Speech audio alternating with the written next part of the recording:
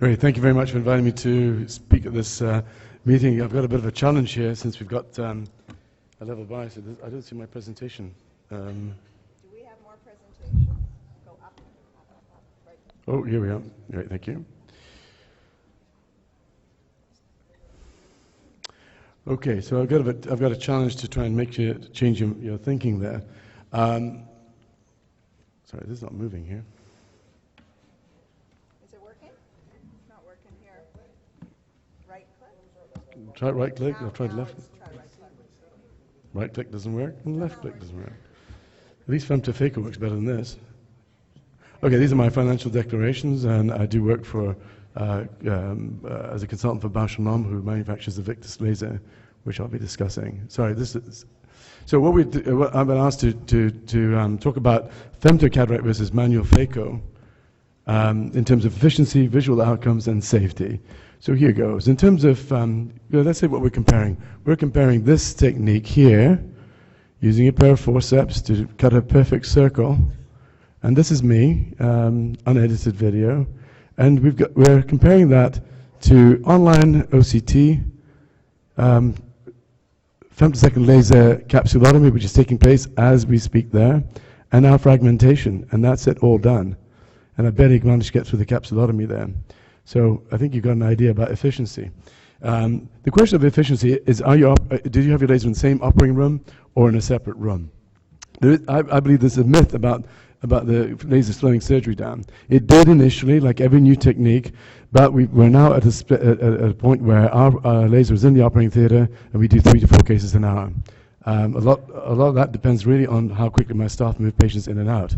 Now, in a separate situation, this is Pavel Stadulka with one laser room feeding 2 operating rooms. He's done 92 cases in one day, and this is how he's managed to do it.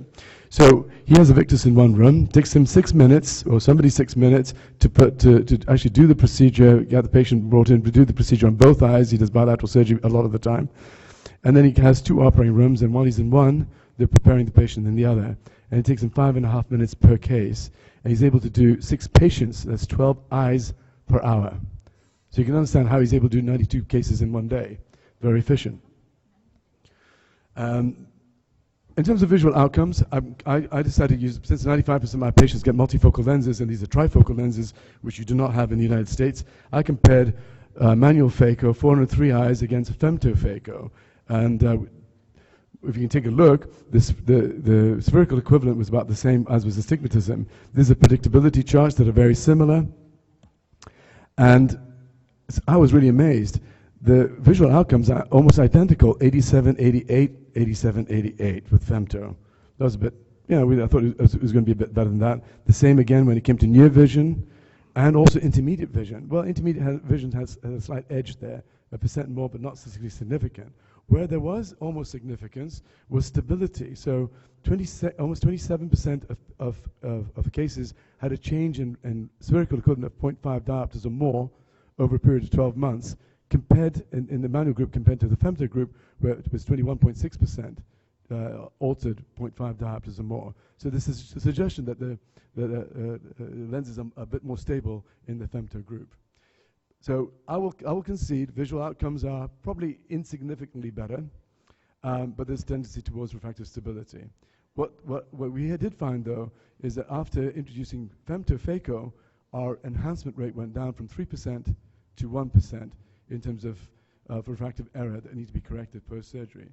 Safety, this is going to be an issue that I know my counterpart is going to be discussing. Anterior tears have been noted, and they do occur in patients who've had tags. A lot of it's technique related, some of it's also related to the laser.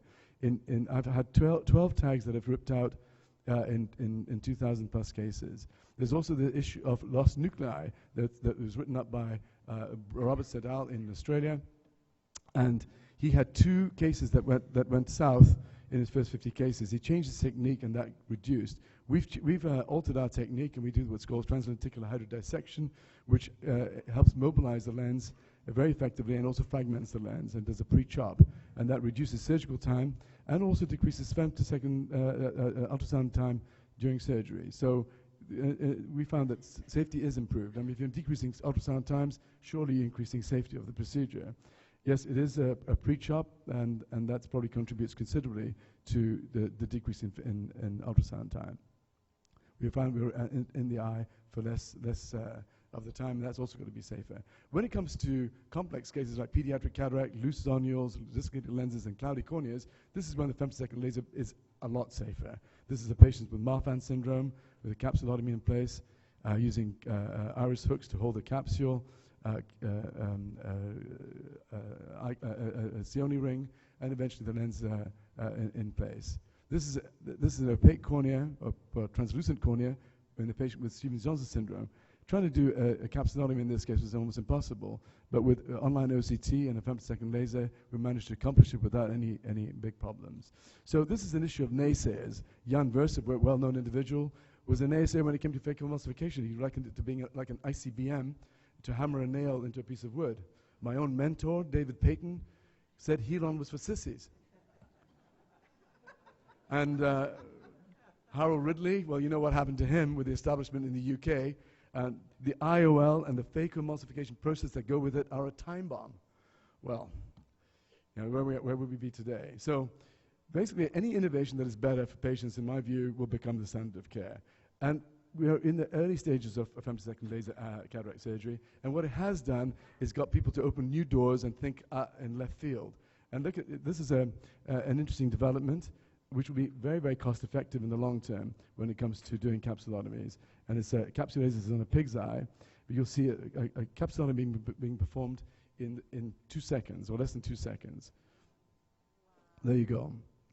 And that will amount onto every microscope, and the per-use price will be very, very low. So what happens is you get new technology, it gets people to consider other options. You know, that's not quite a tag, it's actually a coagulation of cortex, and because it's overlapped, there's more heat in that area. That's something that will be addressed. But this is a pig's eye, and you'll see that this stretches like crazy, and it's a very strong capsulotomy.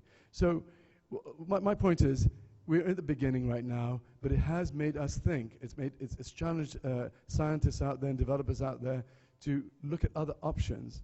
And maybe femtosecond laser will not stay in its way it is right now, and other lasers will take over. But the reality is we are going to be using lasers to do a lot of our cataract surgery in the future. And that concludes my argument. Thank you very much.